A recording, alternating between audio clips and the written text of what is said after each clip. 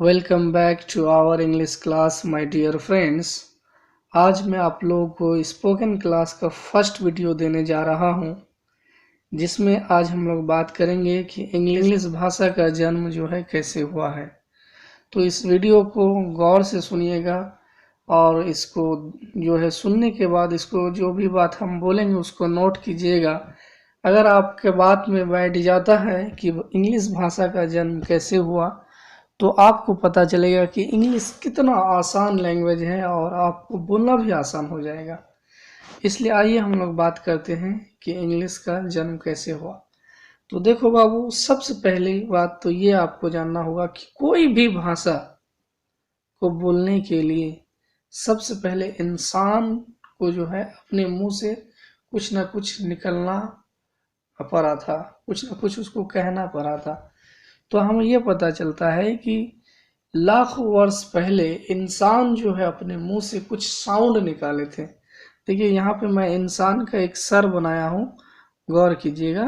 हालांकि ये इंसान का सर नहीं बना है, लेकिन मैं कोई आर्टिस्ट नहीं हूँ, लेकिन समझने का कोशिश कीजिएगा कि इंग्लिश हमें यहाँ ये समझना है कि इंग्लिश का जन्म कैसे हुआ। तो इस पर चित्र पर बल्कि जो है मान लेना है कि ये किसी इंसान का सर है।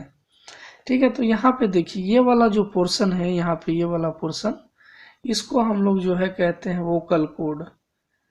यह है क्या कहते हैं? वोकल कोड कहते हैं। और ये तो इसका मुंह है, आपको पता है। ठीक है, तो इंसान जब इस धरती पर आया था तो सबसे पहले उन्होंने अपने मुंह से कुछ साउंड निकाले थे। यानी ये टोटल जो है कितने साउंड थे? टोटल 44 तरह का साउंड था। कितने साउंड था? यानी अंग्रेजी में 44 ही साउंड होते हैं। तो ये सबसे पहला जो है क्या निकाला था? साउंड निकाला था। कितने तरह का? 44 तरह का। तो कुछ ऐसे साउंड थे जो यहाँ से वोकल कोड से डायरेक्ट, यहाँ पे देखिए वोकल कोड लिखा हुआ है, तो वोकल कोड से डायरेक्ट यहाँ से मुंह से ऐसे होके निकला था। ठीक है, तो जो साउंड वोकल कोड से डायरेक्ट यहाँ से होके निकला था, वोकल कोड से होके निकला था, उसको हम लोग जो है वॉवेल साउंड कहते हैं। और ये कितना साउंड था? टोटल जो है ये 20 तरह का साउंड था। अब कुछ ऐसे साउंड थे जो with the help of teeth, tongue, lips, यानी कुछ ऐसे साउंड थे जो दांत के सहारे से, ओठ के सहारे से, तालू और जीभ के सहारे से देखिए यहाँ पे देखिए इसके सहायता से जो है निकाला था। तो इस तरह का कितने साउंड थे? टोटल जो है 24 साउंड थे। यानी कि यहाँ से कितने साउंड? 20, और यहाँ से कितना? 24। तो टोटल 24 साउंड जो है इंसान 24 सॉरी टोटल 44 साउंड जो है निकाला था इंसान ने अपने मुंह से। तो 44 साउंड जब निकाला, देखिए यहाँ पे इसीलिए मैं लिख दिया हूँ कि सबसे पहला इंसान ने क्या किया था? अपने मुंह से कुछ साउंड निकाले थे। ये साउंड टोटल कितना तरह के थे? 44 तरह के थे। तो कैटेगरी, दो कैटेगरी में इसको बांटा गया। पहला कैटेगरी क्योंकि ये वोकल कोड से था तो इसलिए हम लोग इसको वोवेल साउंड कहते हैं, और कुछ साउंड था with the help of teeth, tongue, lips, तो उनकी सहायता से था, इसलिए उसको हम लोग कॉन्सोनेंट साउंड कहते हैं। तो टोटल कितने साउंड हुआ? 44 साउंड हुआ। तो इस 44 साउंड को जो है ना सांकेतिक रूप दिया गया।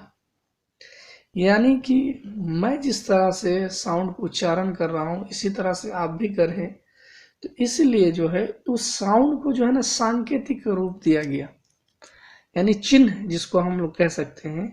यानी इस 44 साउंड को जो है सांकेतिक रूप देके लेटर का जन्म हुआ, यानी सांकेतिक रूप दिया गया जिसको हम लोग लेटर कहते हैं। तो इस तरह से जो है 26 लेटर का जन्म हुआ। कितने लेटर का जन्म हुआ? 26 लेटर का जन्म हुआ। ठीक है, 26 लेटर का जन्म हुआ। उसके बाद आगे देखिए, तो 26 लेटर का जन्म हुआ। यहाँ देखिए 26 लेटर का जन्म। इस 26 लेटर में जो है यहाँ से जो आपको हमने पहले बताया कि वोकल कोड से जो साउंड निकले थे, जो 20 साउंड था, इस 20 साउंड से 5 वॉवेल का निर्माण हुआ है। कितने वॉवेल का निर्माण हुआ? 5 वॉवेल।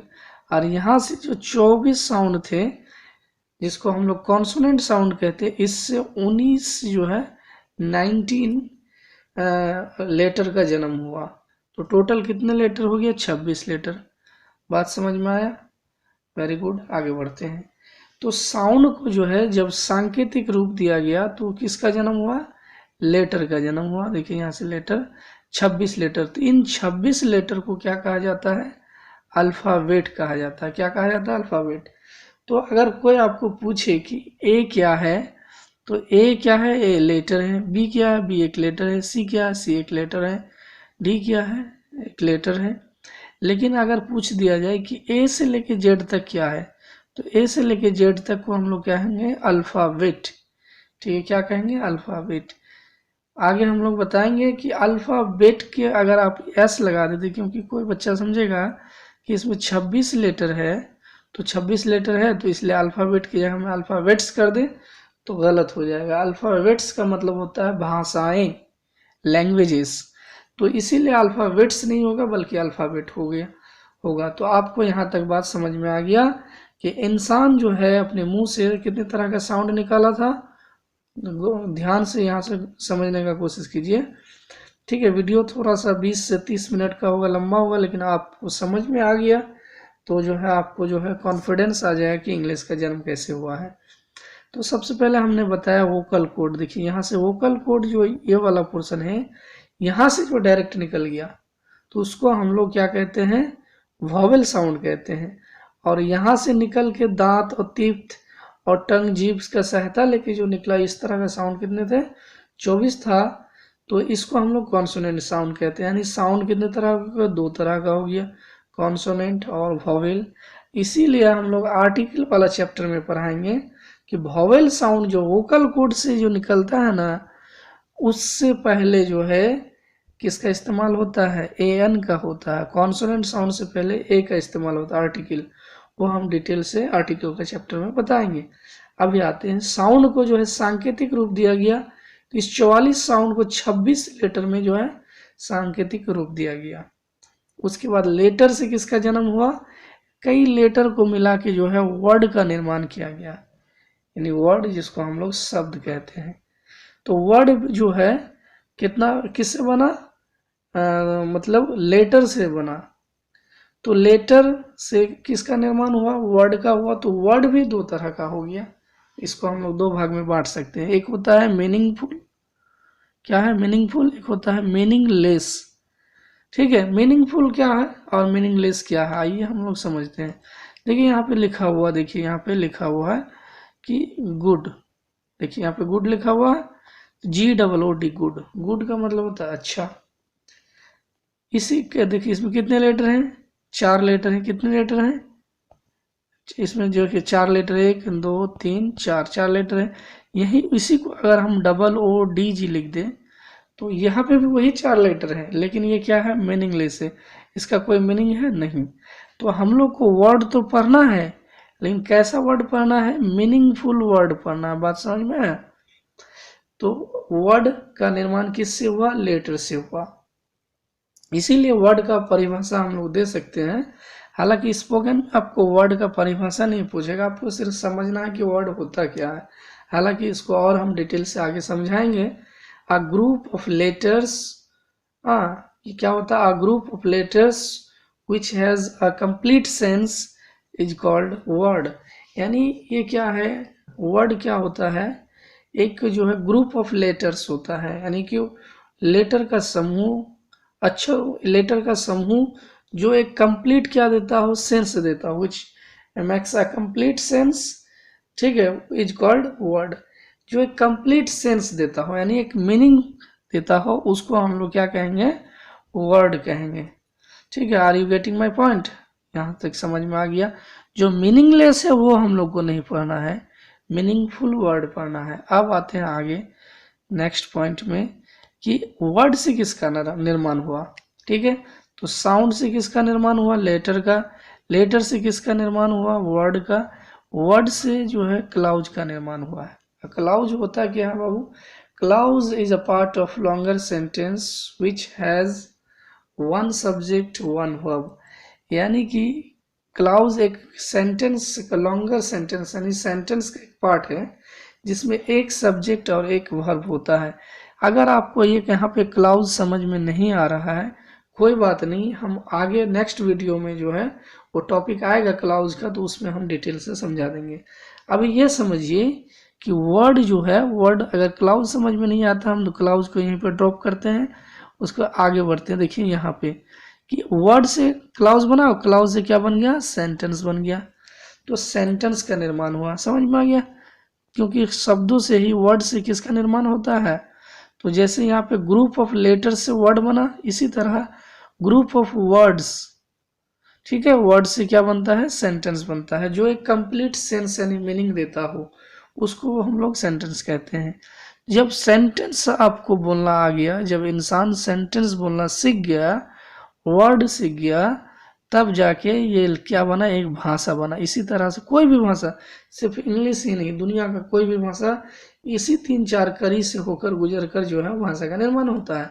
तो लैंग्वेज का निर्माण हुआ, क्योंकि हम इंग्लिश लैंग्वेज पढ़ रहे हैं, तो यहाँ पे देखिए इंग्लिश लैंग्वेज का निर्माण हो गया। इस तरह से जो है इंग्लिश लैंग्वेज का जो है निर्माण हुआ है। तो इसका मतलब ये हुआ कि हम लोग जो इंग्लिश सीखना चाहते हैं, इसमें दो ही चीज है।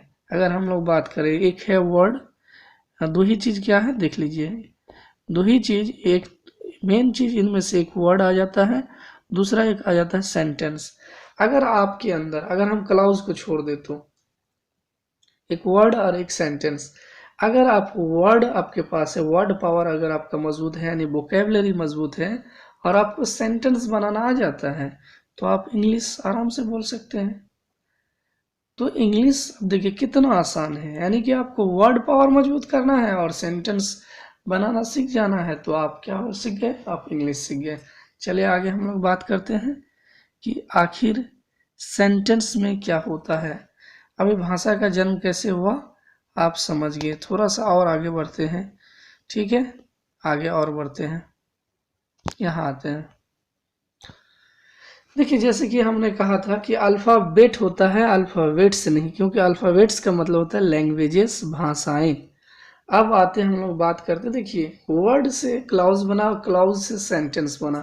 तो आइए हम लोग बात करते हैं कि सेंटेंस में आखिर होता क्या है, सेंटेंस को समझते हैं। तो बहुत ही आसान है बाबू, रटने का जरूरत नहीं। आज जो कॉन्सेप्ट मैं बताने जा रहा हूँ, ये अगर आपको समझ में आ गया और बढ़िया से अगर आप समझ गए, अगर एक बार में समझ में नहीं आता है तो दोबारा इस वीडियो को देखिए, ठीक है, दोबारा नहीं समझ में आता तिबारा देखिए, फिर भी समझ में नहीं आता, कोई भी आपके अंदर अगर कोई सवाल है तो आप कमेंट करके हमको बताइए, क्योंकि अब मैं रेगुलर आपको वीडियो देने वाला हूँ स्पोकन क्लास का इसी तरह का। तो देखिए सेंटेंस होता क्या है, तो दुनिया का कोई भी किताब उठा लीजिए, दुनिया की हम बात करें, भारत की नहीं, पूरी दुनिया का कोई भी किताब उठा लीजिए, ठीक है, ये जो दुनिया का कोई भी किताब उठाइएगा तो उसमें जो सेंटेंस होता है वो 3 ही चीज से मिलकर बना है मेरे दोस्त। क्या क्या, सब्जेक्ट, क्या क्या, किससे किससे मिलकर बना है, सब्जेक्ट से। किससे मिलकर बना, देखिए सब्जेक्ट, वर्ब और अदर वर्ड। यानी कि कोई भी किताब उठा लीजिए आप, कोई भी किताब उठा लीजिए दुनिया का, जिसमें आपको सेंटेंस मिलेगा, तो वो जो है कि सेंटेंस किससे मिलकर बनता है, ये 3 ही चीज से, subject, verb and other word. तो इसका मतलब ये हुआ कि अगर आपको सेंटेंस बनाना आ जाता है तो आपको अंग्रेजी आ गया, तो अब सेंटेंस बनाने के लिए आपको सब्जेक्ट और वर्ब और अदर वर्ड को समझना पड़ेगा, तभी जाके आप जो है अंग्रेजी बोल सकते हैं। चलिए नेक्स्ट हम लोग समझते हैं सब्जेक्ट होता क्या है। सब्जेक्ट होता क्या है हम लोग समझने की कोशिश करते हैं।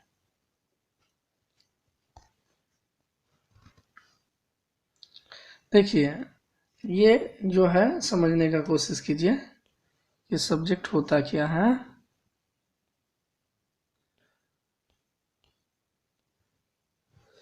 हाँ सब्जेक्ट होता क्या, देखिए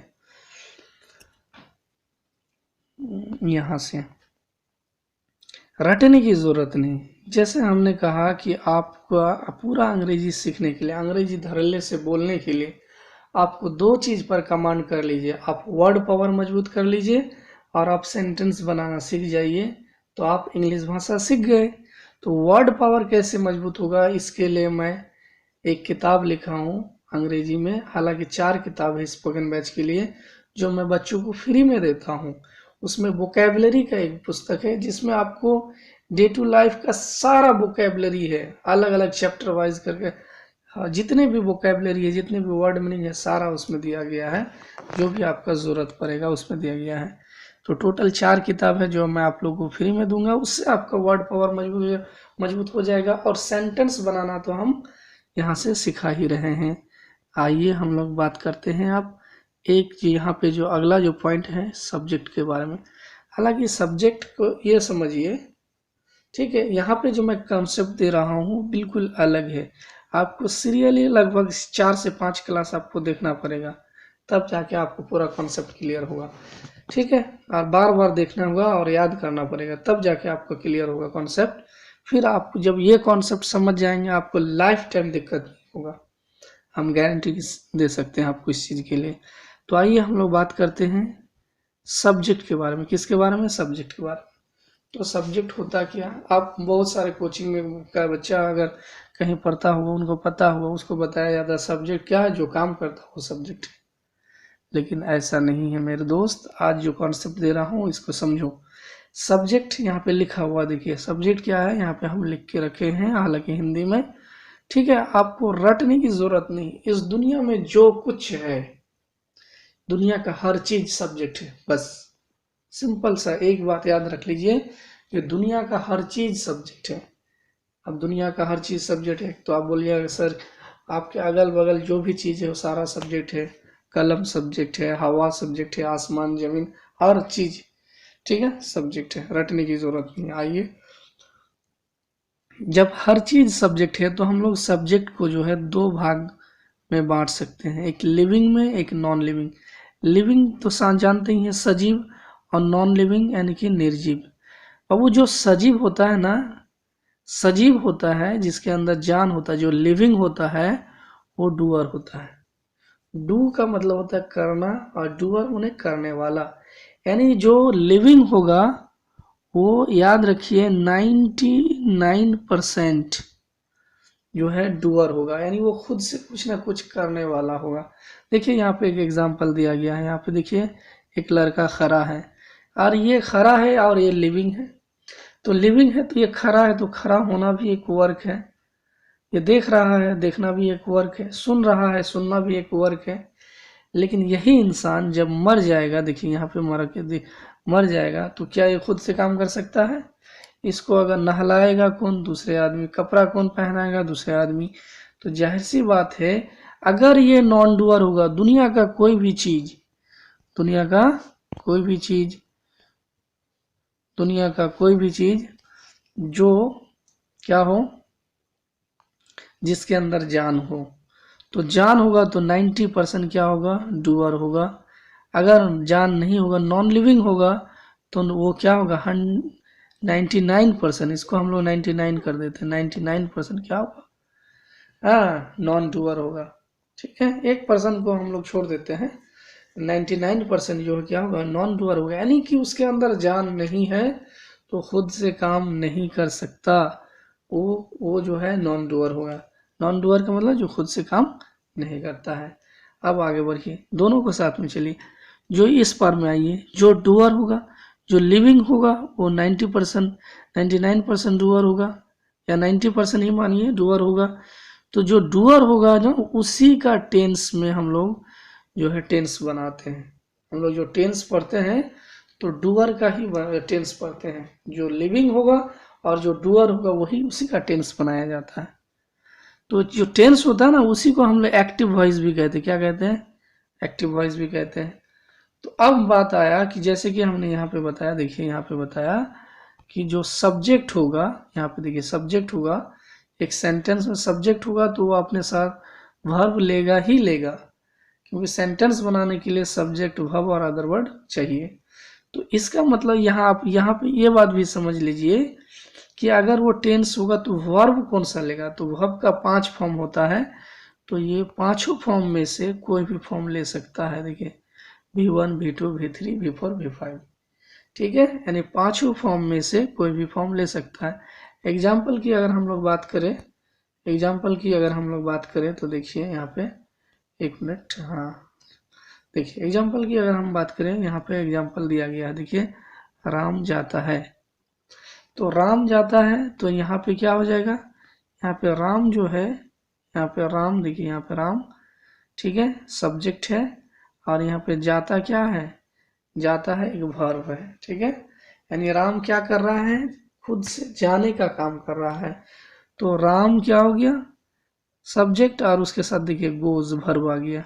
गोज क्यों आया, ये हम जो है नेक्स्ट, इसके नेक्स्ट वाला पार्ट्स में आपको सारा समझ में आएगा, क्योंकि राम जो है सिंगुलर है, तो ये अपने साथ सिंगुलर वर्ब लेगा V5, क्योंकि V5 सिंगुलर होता है, आगे हम क्लास में बताएंगे, वर्ब को जब हम समझाएंगे तब आपको डिटेल से बताएंगे। अब आते हैं जो नॉन डूअर होगा, देखिए जो नॉन लिविंग है तो वो नॉन डूअर होगा, जो नॉन डूअर होगा उसी का वॉइस बनाया जाता है, इसी को हम लोग कहते हैं पैसिव वॉइस, इसी को हम लोग पैसिव वॉइस कहते हैं। तो आज आप लोग को पता चल गया कि टेंस जो हम लोग बनाते हैं, टेंस क्यों बनाते हैं, और वॉइस जो बनाते हैं पैसिव वॉइस वो क्यों बनाते हैं। तो आप देखिए पैसिव वॉइस, अगर ये भी तो सब्जेक्ट है नॉन डूअर, तो वो कौन सा वर्ब लेगा, तो वर्ब का थर्ड फॉर्म लेगा, कौन सा फॉर्म लेगा, वर्ब का थर्ड फॉर्म लेगा। देखिए एक मिनट, थर्ड फॉर्म लेगा, समझ में आ गया। जैसे यहाँ पे एग्जांपल में दिया गया कलम टूट गया, देखिए कलम टूट गया, तो यहाँ पे कलम क्या हो गया, नॉन लिविंग है, क्या कलम खुद से काम कर सकता है, नहीं, क्योंकि ये नॉन डूअर है, तो ये हो गया कलम, क्या हो गया, सब्जेक्ट हो गया, ठीक है। और यहाँ पे कौन सा वर्ब लेगा, वर्ब का थर्ड फॉर्म, तो पेन इज ब्रोकन, ब्रोकन क्या है, थर्ड फॉर्म है, ब्रेक का V3, ब्रोकन। इज कैसे आया वो हम बताएंगे बाबू, डिटेल से बताएंगे, इसमें डरने वाली कोई बात नहीं। देखिए एक मिनट रुकिए, देखिए एक चीज और यहाँ पे हम बता देते हैं कि दुनिया का कोई भी चीज जो नॉन डूअर है, क्या हो, नॉन डूअर हो, ठीक है, और नॉन लिविंग होगा तो नॉन डूअर होगा ही, ठीक है, इसी का वॉइस बनता है। अब वॉइस भी कभी भी V3 के अलावा कोई तीसरा फॉर्म लेता ही नहीं है। और एक बात और याद रखिए कि V3 और V4 एक ऐसा दो वर्ब, ऐसा है वर्ब का ये दो फॉर्म ऐसा होता है जो अपने जीवन में दुनिया का किसी किताब में अकेले नहीं आएगा, ये अपने साथ ऑक्सिलरी वर्ब लेकर आएगा, यानी हेल्पिंग वर्ब लेकर आएगा, ठीक है। और यहाँ पे पैसिव में टोटल ऑक्सिलरी वर्ब कितना होता है, 8 होता है, वो हम डिटेल से बताएंगे नेक्स्ट वीडियो में। Thank you so much for watching this video. दोस्तों ये वीडियो को आपने देखा गौर से और अगर समझा तो आपको समझ में आ गया होगा कि इंग्लिश लैंग्वेज कितना आसान है, और इंग्लिश लैंग्वेज का जन्म कैसे हुआ, और टेंस का जन्म कैसे हुआ, वॉइस का जन्म कैसे हुआ। इसी तरह से आप नेक्स्ट वीडियो आप देखते जाइए, आपको कॉन्सेप्ट क्लियर होता जाएगा, और ये सारा फ्री में जो है मेरे चैनल में आपको मिल जाएगा। मेरा चैनल को आप सब्सक्राइब कीजिए, इसको शेयर कीजिए, कमेंट कीजिए जो भी दिक्कत है, और जो है वीडियो को फैलाइए, ठीक है। Thank you so much for watching this video.